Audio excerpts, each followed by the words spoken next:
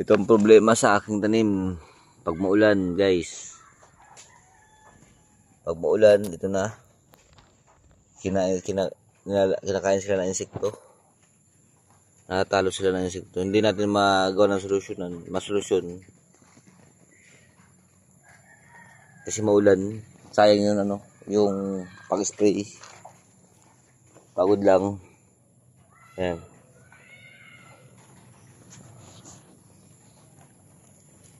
Ayan.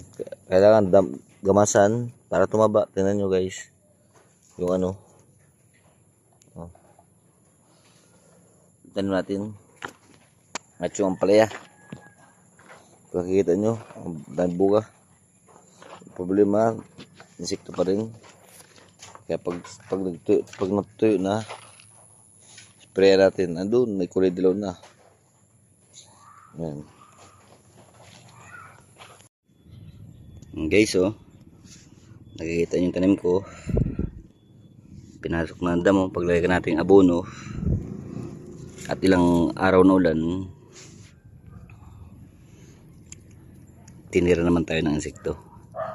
Ganoon talaga pagsubok sa mga magugulay. Huwag kayong susuko o gihinto, kasi unang-una malaking pakinabang makalibre kayo ng pang-ulam sa araw-araw. Pwede nyo gawin to kahit wala kayong lupa. Bibili kayo ng bottle, plastic bottle, ilagay nyo lupa. Pwede nyo ilagay yung pechay seeds. Magpunla muna po. Tinan nyo, ang pangit. Okay lang, hindi tayo magpapatalo. Tatanim tayo uli. Kalaban lang talaga tag-ulan. Yan. Pero yung palaya, na-spray natin to ng pang-insekto. Ayan. Maganda sana.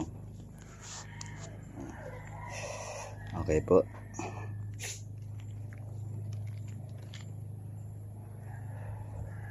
At yung talong natin andun. Mani. Ngayong tagulan ay